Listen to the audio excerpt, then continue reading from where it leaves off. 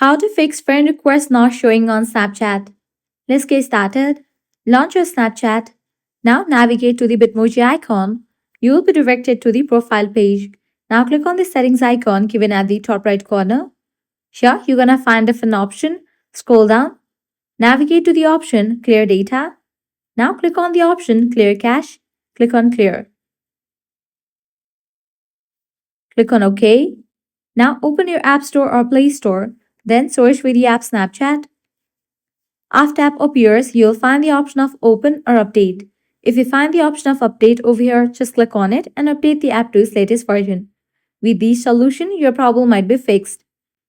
If still you are getting the issue, launch your Settings app, scroll down, navigate to the option of Apps, find the app Snapchat. Once you find it, open it. Now here, you're gonna find this option of Background App Refresh. Enable for this option. Likewise, provide all the access to Snapchat. With this solution, your problem will be fixed. This way, you can easily fix friend requests not showing on Snapchat.